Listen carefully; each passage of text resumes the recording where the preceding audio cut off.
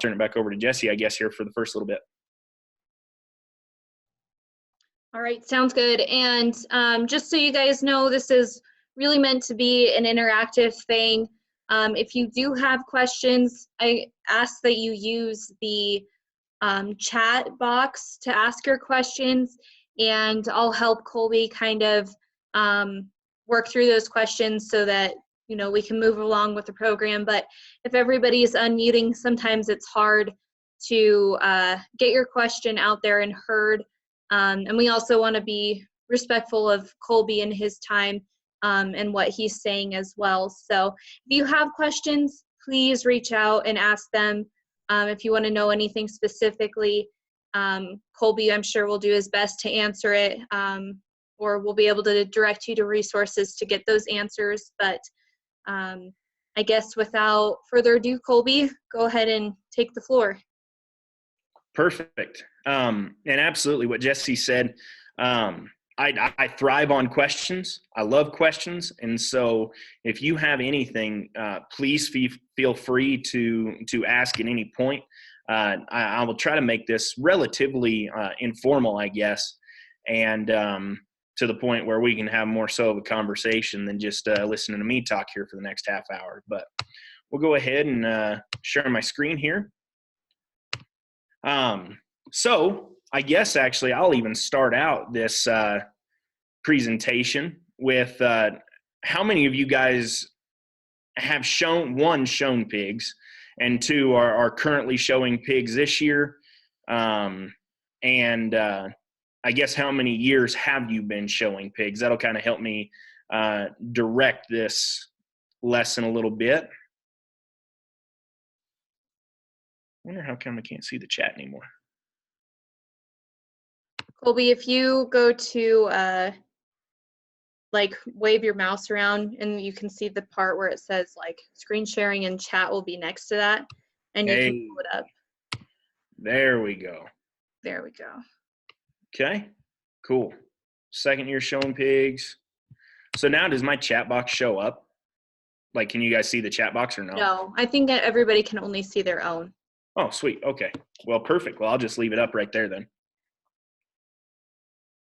So we've got a second year showing pigs.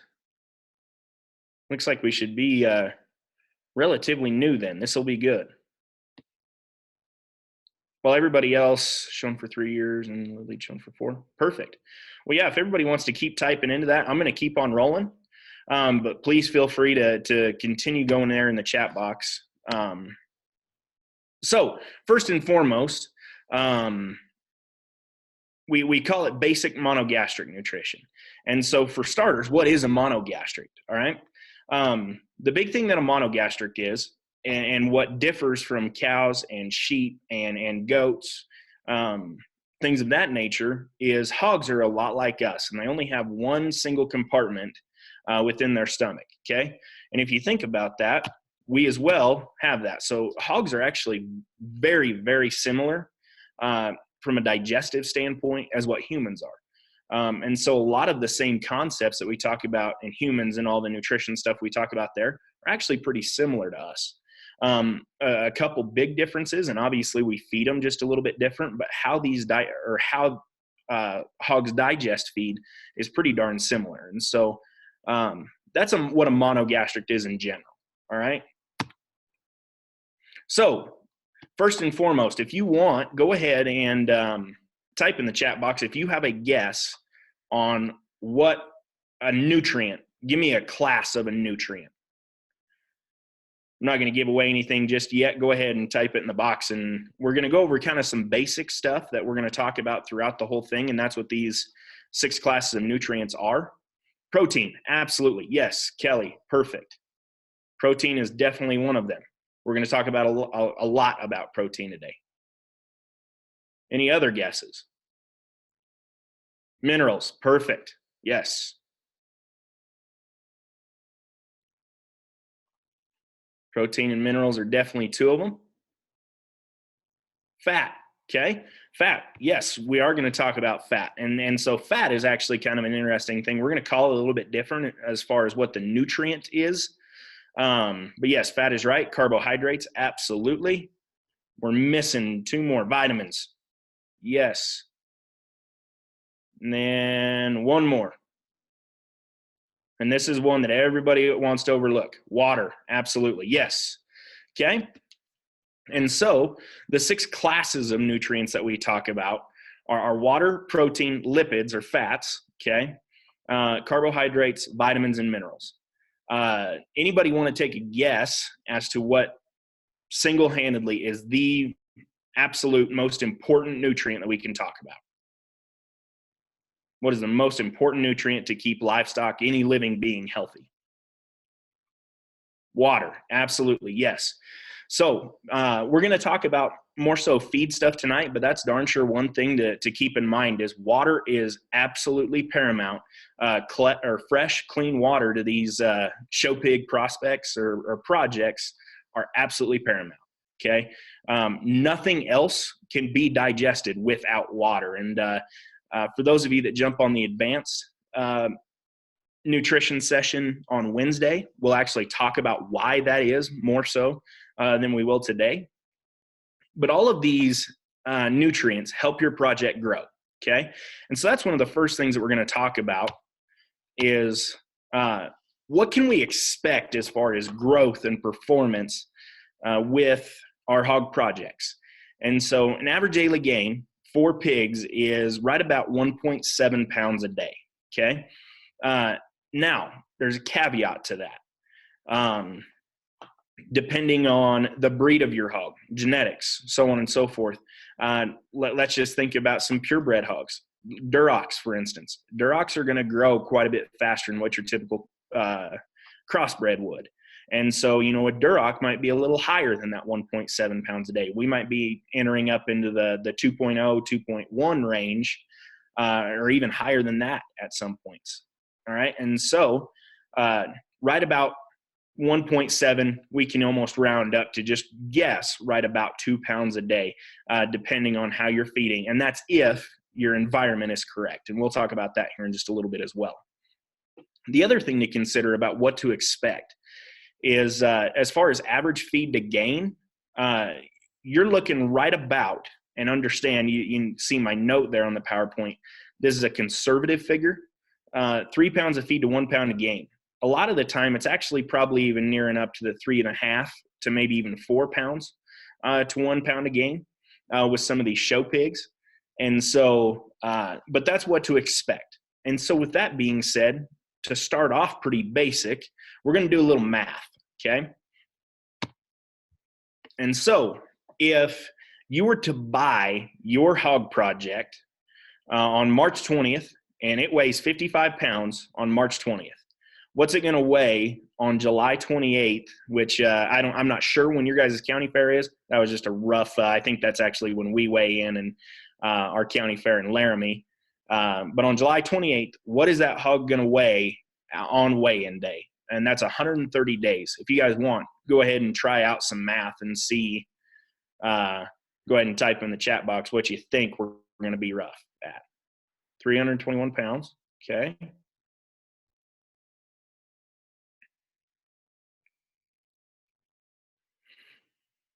Any other guesses?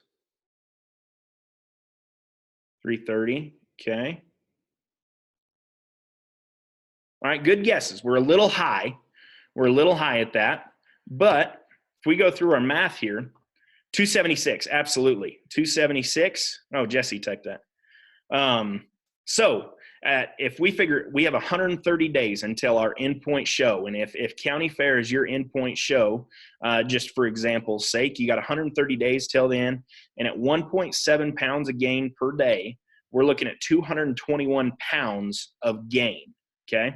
So then we add that to our 55 pounds. Your hog should weigh 276 pounds on the day that you weigh in at your endpoint show, okay? And 276 pounds, I get asked this quite a bit. What's the ideal weight? What's the ideal weight? That's kind of a gray area a little bit, but hogs are probably, of any of the livestock species, one that you can narrow down quite a bit. I would say if you're between that 265, 270 to 290 range, you're going to be in the hunt to be pretty successful, and darn sure be in the hunt to hopefully play in the overall deal at your hog show. Now, I assume most everybody, if they're like we are up here, I assume most people have already purchased their show pig projects. And so, this is very important just from a management standpoint to keep track of how much you expect your hog to weigh at the end. And then you should be managing that, honestly, darn near weekly, to try to figure out if you have the ability to weigh your hog weekly, that is how you will have the utmost confidence that, one, not only are you going to make weight, but you're also going to get to a weight that's competitive. And so that's pretty important to understand and pretty darn important to manage. The next thing that we'll talk about is how much feed should you expect to feed. And from a planning standpoint, that's another one that's pretty darn important. Okay. I am going to put a disclaimer on this when we start talking about how much feed should you expect to feed. All feeds are a little bit different. Okay. And so depending on the use of the feed, whether you're talking wanting to get those hogs to grow as baby pigs, or if you're more on the side of, you're in a finishing stage where you're trying to put that last little bit of weight and bloom and fat cover on, that is where it becomes probably just a little bit different. And so understand these are just rough numbers to consider, and it helps with your planning for your project. Okay. And so if you expect your hog to gain 221 pounds, just like what we did in the last problem, how much feed should it be consuming? Okay.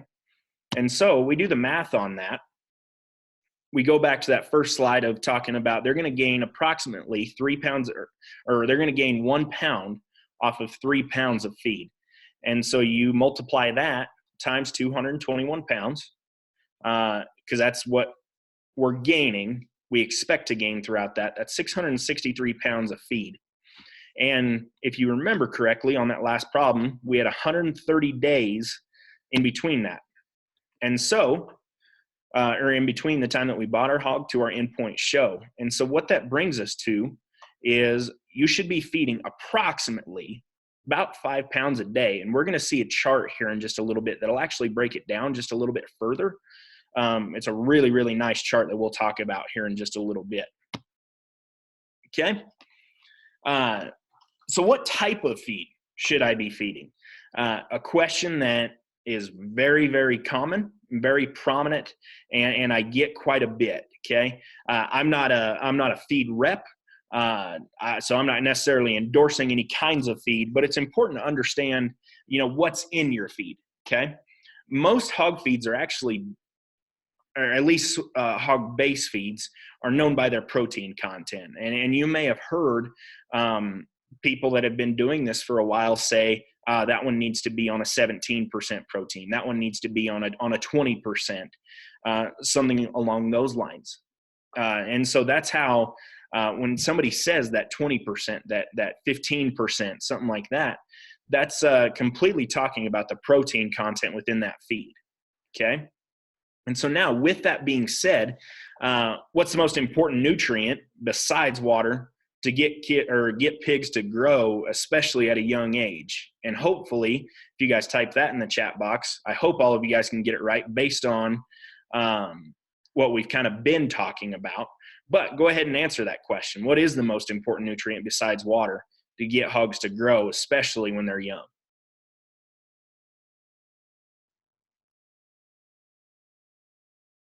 Fat. Okay, good guess.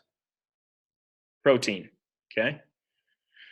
Absolutely. So protein's the right answer there. Protein is the single most important, or well, besides water, the most important nutrient that baby hogs or younger livestock in general need to grow and get skeletal growth. We'll get to fat here in just a second, Kelly, but that's pretty darn important for pigs at a young age. They need to have the right amount of protein, okay? And we play with protein a lot throughout the feeding period. And so we're actually going to break down protein here in just a little bit, and I'll explain that in just a second. But this chart, I think, is absolutely outstanding. Washington State University put this out, and it's really, really good. The one part that I wouldn't necessarily emphasize on is the starter grower, the growers, the finishers, things of that nature. I would darn sure look at protein levels, because hogs are probably of any species the most sensitive to protein changes. You can see the most change in difference in hogs based on protein content. Okay. And so for those that first little while, especially, the first, I would probably say 50 days, getting them on a higher protein diet, specifically in 18, is good. I would stick for that first, 50 to 60 days roughly, and we're going to get more specific with that here in just a little bit. But they need to be right about an 18%. Getting up into the 20% range after they're probably, I would probably say 30 days, makes me a little nervous. And we'll talk about that here in just a second as well, as far as how it'll tie up a skeleton sometimes. Sometimes we get that protein just a nickel too high. But if you can stick right around that 18%, that's probably the most common growing ration for these baby hogs to grow. So with that being said, if you can look right now into the feed in pounds a day, just like what we talked about earlier, you're going to be right around that 5 pound a day range, especially within the first 60 days. And so once you get up past that, those hogs should be growing in body weight. And so they should eat more. If you can get a hog to eat between, about 3% of its body weight, that's a good thing. And that's what you want to shoot for. Okay. Past that, as far as monitoring when you need to switch feeds and things of that nature, every hog is different. We're going to get into some details. I have some pictures here in just a little bit that will explain. You have to be able to feed based upon what your hog looks like. Okay. And that's where some, feeding and nutrition is a science. But in my opinion as well, feeding and nutrition is realistically kind of an art, because you have to be able to look at a hog and understand what they need. And hopefully these pictures here in just a little bit will help quite a bit. You notice there, as far as if we go through that chart and we look at feed type, we start to switch to a finisher right at about 160 pounds, roughly. And so I think that's pretty fair. Again, depending on what your hog needs, they range that protein level between 16 to 18%. And, if you have a hog that has plenty of muscle, which a lot of these show pigs, especially nowadays, muscle is not exactly the issue. And so if you have a hog that is plenty heavy muscled and needs a little extra bloom and fat cover, that's 16%. And now actually even, for instance, Showtech, Mormon Showtech, they even have a 15% now, more so a holding ration. But you can drop them down to that 16. If you got a hog that's maybe a little plainer muscled, maybe a little on the fatter side, you might be able to keep them on that 18% feed in order to keep their muscle shape correct. Excuse me.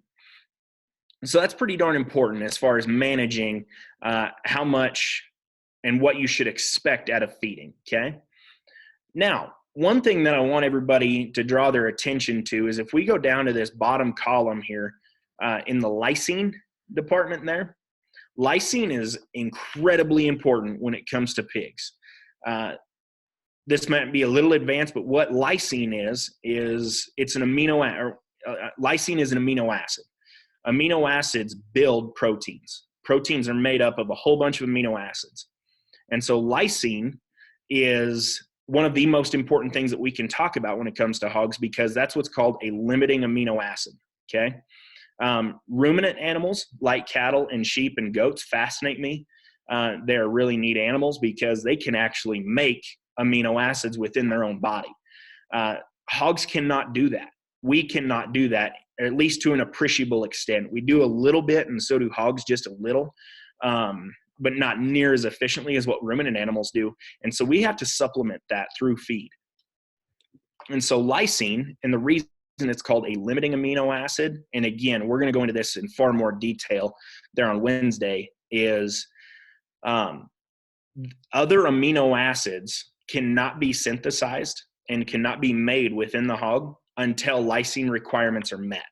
And so if you notice, those starter feeds are at a higher lysine requirement, or at a higher lysine percentage than what the growers and the finishers are. That's because lysine will actually aid, a higher lysine percentage will actually aid in growth, specifically skeletal growth, and just putting that initial weight on those baby pigs an awful lot.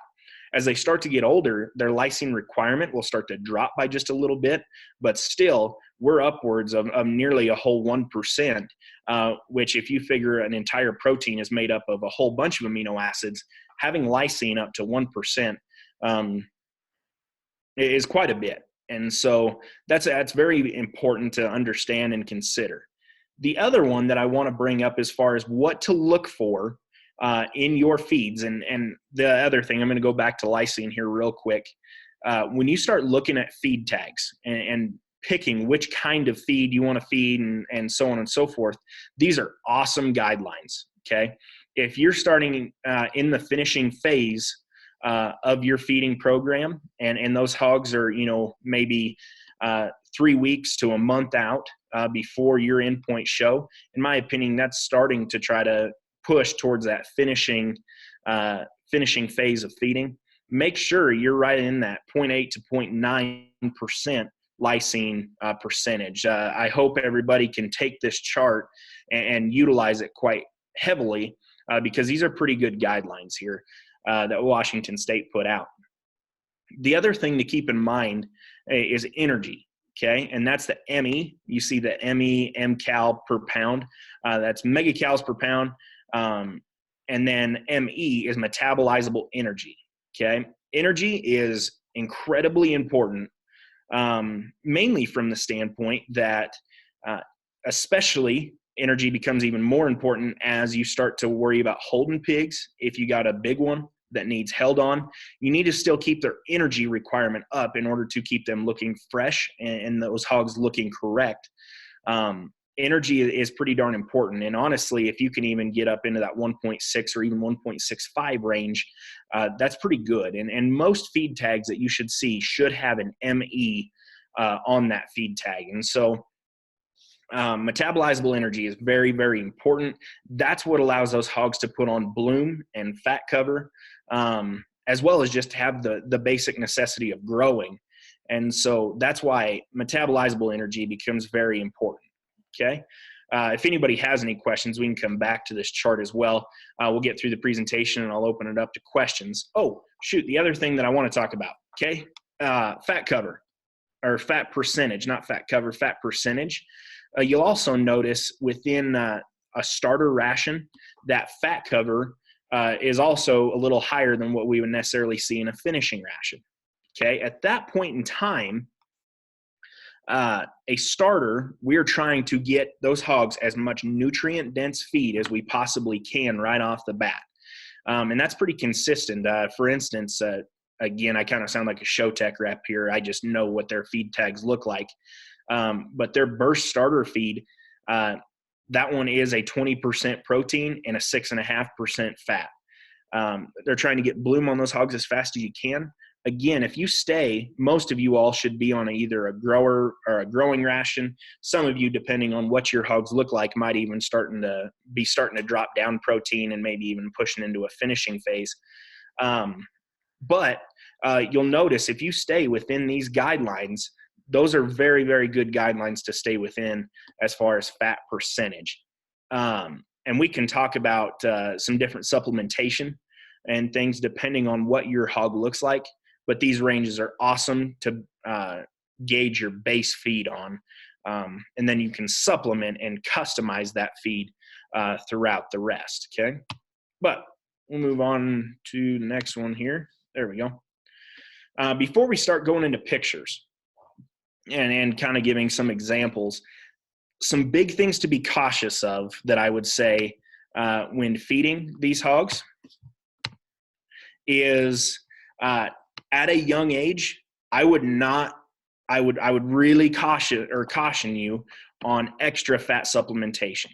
Most of these show pig feeds, and depending on where you bought your show pig projects, probably had them on some kind of a starter that's relatively high in fat. You don't want to go much higher than that because that can actually be pretty detrimental to growth. It's just like, if I were to eat a whole lot as a little kid and get real chubby as a little kid, I probably wouldn't grow to be as tall as what I am now. And so if you push so much nutrient dense feed at them and kind of peter them out as far as fat cover when they're little, that it kind of stunts their growth in a sense. And so I would stick pretty close to the general. I would stick pretty close to your base feed as far as fat supplementation or as far as fat percentage. Don't worry about fat supplementation as a younger animal. Okay. So the other thing that I want to talk about here, and this is a very hot topic right now, okay, within the hog industry, is I don't know how many of you have ever heard of Paline, or the general name for it is ractopamine. That's an awesome product, okay, great product, but it is not for every project, okay, not for every project. For one, this is a relatively new development here within the last probably 3-4 months. Be sure to check your show rules if you're even allowed to feed ractopamine. After talking with Jesse earlier today, it sounded like the Colorado State Fair is not going to worry about Paline supplementation this year. There are some state fairs that are actually banning the use of ractopamine because of its our export market to China. But besides that, it's pretty important. Make sure you can check your show rules. But beyond that, even the reason that I say it's not for every project is what Paline does is it actually enhances muscle mass and muscle shape. And so that's why it's an awful good thing for hogs that are probably a little bit further along as far as fat cover. Is you can actually put that extra bit of shape and muscle in those hogs there within the last 21 days. I would also, and it's a great product, very safe for those of you that haven't used it before or haven't heard of it. Pretty much every commercial hog facility in the United States pretty much uses it to help with growth.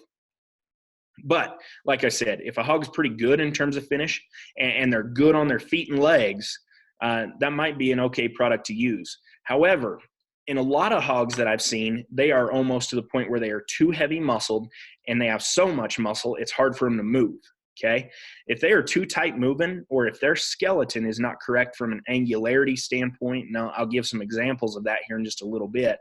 Or if they really don't need it, don't feed it. Make sure you make them look the best that they possibly can. And so that's one thing. There's a lot of Paline products out there, or ractopamine products. Awesome deal. We'll talk about a little bit more detail of exactly how it works on Wednesday. But make sure it fits your project. This one right here, this next point is, I probably should have put this at the very beginning of the whole presentation, because worming your hogs is absolutely paramount. It's an aspect that a lot of people overlook. But if your hogs are not eating to their full potential, if you're not getting those hogs to consume the 5, 6, 7, 8 pounds a day, you might need to worm those hogs. And a lot of the time, worms will affect skin and hair quality, which is pretty darn important in these show pigs anymore.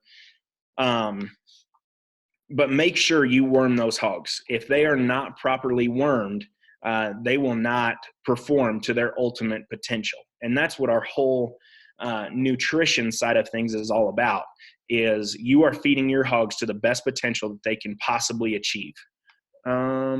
Looks like we got a question here. Okay, yes. Is Paline something to use closer to fair or when pigs are younger? Great question. So most of the time, Paline is a product that you would use within about the last 30 to 21 days of the project. You don't want to feed it for longer than that, because I'm going to put a little fear, I guess. I hate fear mongering, but here's a little bit of fearing, I guess. Paylean's an awesome product. We use it a lot, but if you feed it for too long or too hard, actually, as bad as this is, you can actually blow the bottom part of their feed out. Heard of that on a couple occasions, and so don't do that. Yeah, so you want to make sure you feed it for probably a maximum of about 30 days. I would actually side with more so on the 21-day side of Paylean. But good question. Good question. But yeah, going back to presentation here, worming is absolutely critical. Make sure you get on a good worming regimen. I would actually even suggest if you can get you can worm those hogs every 30 to 45 days. That is a good thing to do. All right. And so like I've said a couple times, all pigs are different, and they probably need to be fed just a little bit different. Like I said earlier, feeding livestock in general really is an art, and especially hogs. Those guys that are very successful at feeding show pigs, I have a world of respect for, because it really is an art. And so make sure you are feeding your specific pig to its best potential. And the other thing that I would actually mention on that note is even beyond just this talk that we have today, I'm going to try to keep it relatively brief so we have plenty of time for questions. But depending on what feed you feed, for instance, again, I'm not meaning to sound like a ShowTech rep. I just understand what they have available. ShowTech has some awesome videos on YouTube that you can go and listen to kind of some of their discussion on when to change up feeds and stuff like that. I know Lindner as well has some videos out there that are very helpful. So that's another thing that I would say as well. I'm trying to speak to the general just nutrition of hogs, but depending on your specific feed, there's a lot of very good educational resources out there that are tailored to that specific feed. But we'll go ahead and look at some pictures here and kind of some brief examples of what the direction that I personally would take with each of these hogs from a feeding perspective, okay? This whole gilt here, in my opinion, one thing that I would take with her is you can see she's probably just a little bit plainer muscled. I would say that gilt is a little on the chubbier side, okay? Obviously, I want you guys to all envision her being just a shade smaller. We're going to get our pretend glasses on and pretend that she's a little smaller, more so to where we can picture her in a feeding phase right now. Because right there, she's pretty big. But that particular gilt, she's a little chubby. She's plenty soft. That's actually a gilt that I think you could actually up your protein content to, stay at around an 18%. Another question I always get is what does an ideal candidate for Paylean look like, or a ractopamine supplement? She looks to me like that's a gilt that you could probably Paylean for just a little bit, because it'll help shape her up. It'll help kind of lean her up just a little bit. And then in addition to that, I still think she's pretty sound structured, okay? Structure is very key as far as determining what a candidate of Paylean would look like.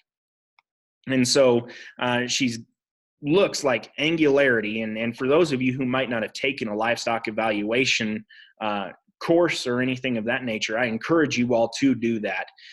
In order to be successful or very successful at this game, understanding the faults and the positives in your livestock help you become not only selecting better babies, but it also helps you become a better feeder, a better showman, and just a better livestock person. And so I encourage you all to do that.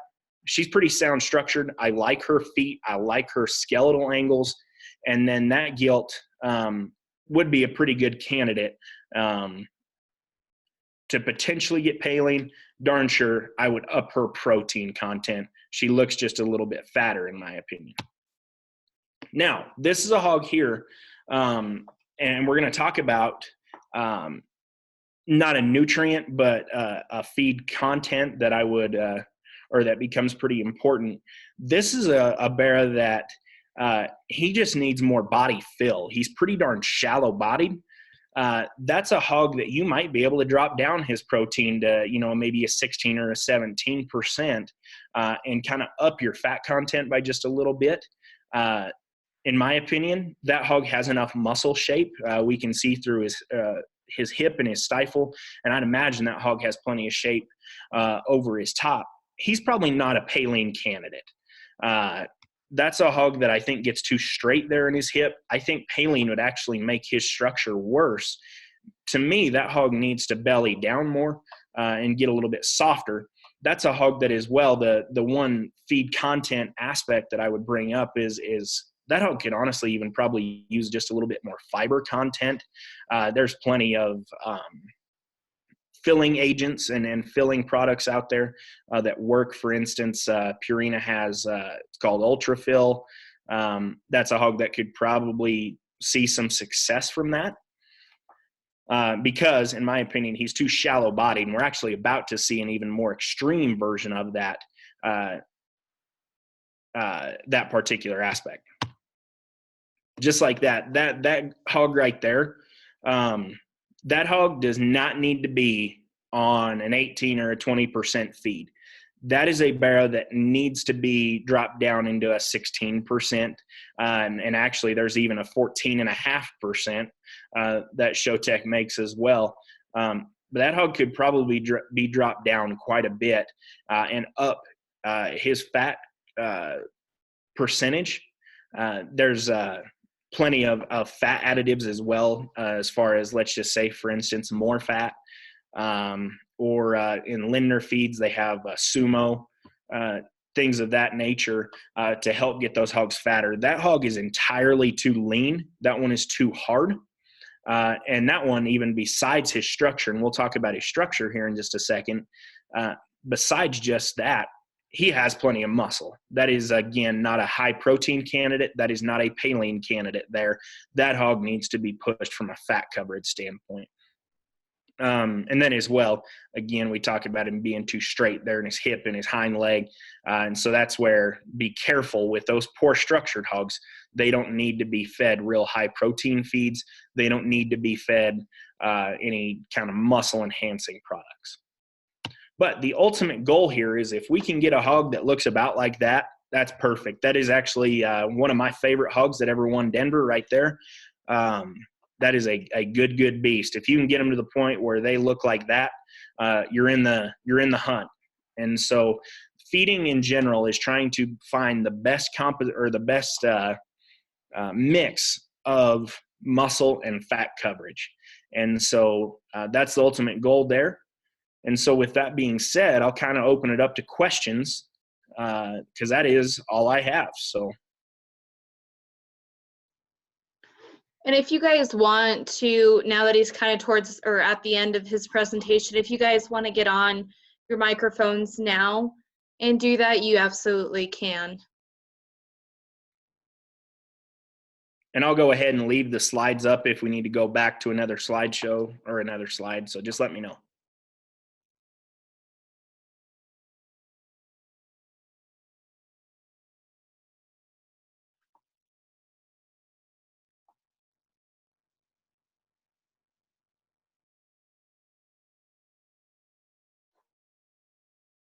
Looking like we got everything answered, I suppose. Yeah. Anybody have anything they want to ask really quick? No?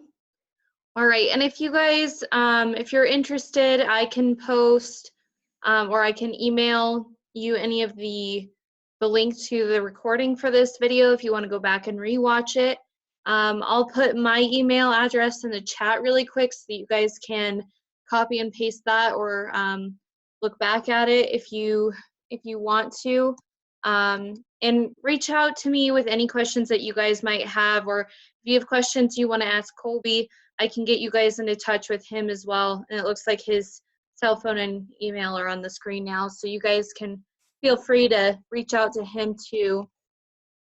Yeah, please feel free. I love answering these questions, and a lot of the time you don't even know you have a question until it comes up in real life. And so feel free. I put my email address. I also put my cell phone number, my personal cell phone. I will tell you, if you try to call me, I'm really bad about answering numbers that I don't know. And so leave a voicemail and I'll absolutely get right back to you. But yeah, feel free to get in touch if you ever have any questions.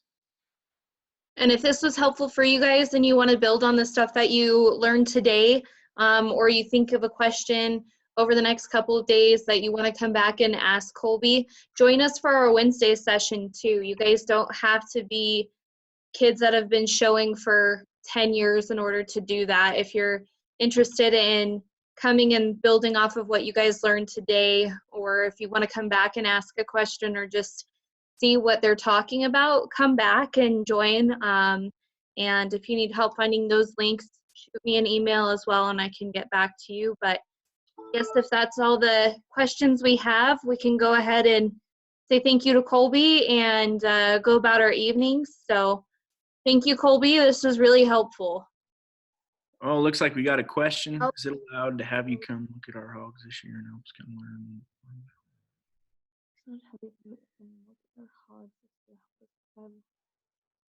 So I would say, so you guys are from Larimer County, you said? So I would say it would be probably a good idea for you guys. You can kind of do it in two ways if you want. Either reaching out to your guys' extension agent. I'm new here, so I don't know exactly who that is. But reach out to your guys' extension agent and see if they'd be willing to come and look, if you want someone to come out and look in person. Or if you're interested in having Colby or me look at them, maybe you can take, good accurate pictures of them, kind of like the ones that were on the presentation today. And then maybe you can send them to him and he can kind of give you advice that way too. But he's quite a ways north of you guys, so I think it'd probably be a pretty far drive for him to come look, but in person. But I'm sure if you contacted your extension agents or forwarded pictures onto me or Colby, we could get you helped. And the other thing that I would say too, just thinking about Larimer County, a couple resources for you to have, and I might be throwing him under the bus, I don't know, but Brad Anderson is one that's right there in that area. Brad Anderson is a really good resource. And then the other one that would also be really good is Brad Stromberger isn't too far from there either. And so those are two very successful hog people, and as well as Jason Simpson too. So you might be able to get in touch with those guys in that area and might be able to help you out. So.